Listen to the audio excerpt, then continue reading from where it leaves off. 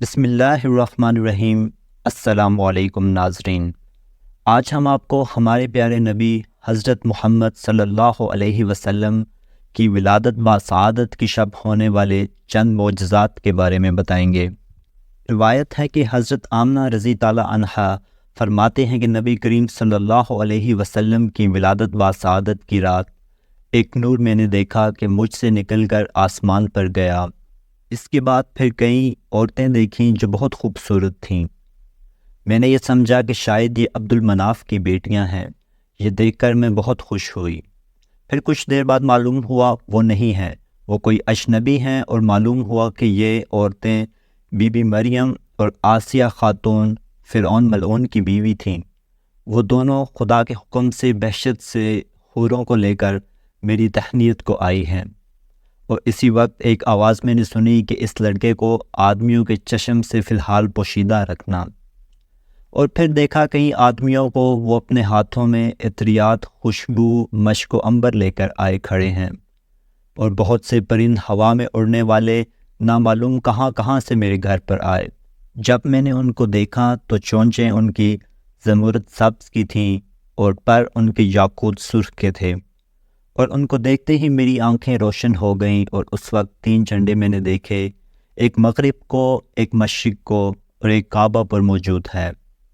اور پھر یہ آواز آئی کہ نور سلطان آخر الزمان نے عالم خلوت سے عالم صورت میں نقل فرمایا، یعنی آقا دو جہاں صلی اللہ علیہ وسلم دنیا میں تشریف لے آئے ہیں۔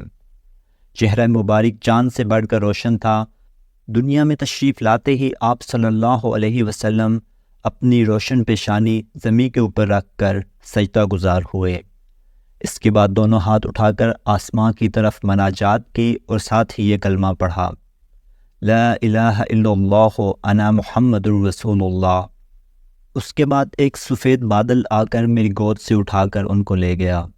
اتفاقاً اس شب کو میرے گھر میں چراغ نہ تھا، باوجود اس تاریکی کے گھر ایسا منور اور روشن ہوا، اس وقت کوئی چاہتا تو سوئی میں دھاگا ڈال سکتا تھا۔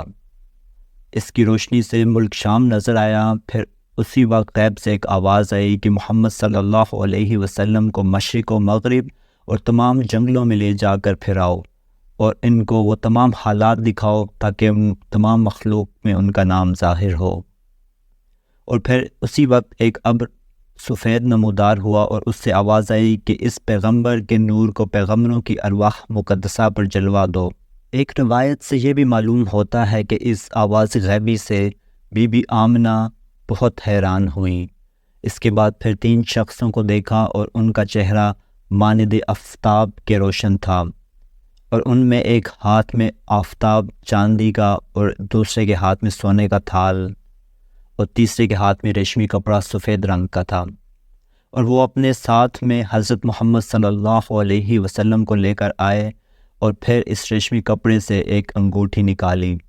انہوں نے آپ صلی اللہ علیہ وسلم کے دونوں کندھوں کے درمیان میں مہر نبوت ثبت کر دی۔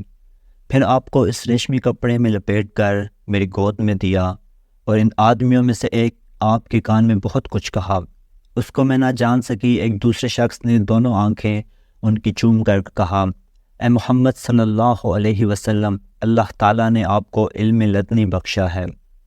پھر ایک آدمی نے آپ صلی اللہ علیہ وسلم کے منہ پر منہ رکھا کہ جیسے کبوتر اپنے بچے کو دانہ کھلاتا ہے، ایسے ہی منہ پر منہ رکھ کر فرمایا، یا رسول اللہ، آپ کو بشارت ہو، اللہ نے علم اور برتباری سب آپ کو عنایت فرمائی ہے۔ پھر کچھ آدمی آئے، اور وہ میری گود سے محمد صلی اللہ علیہ وسلم کو اٹھا کر لے گئے، اور میں اکیلے گھر میں بہت فکر مند ہو گئی کہ یا اللہ، یہ کیا ماجرا ہے۔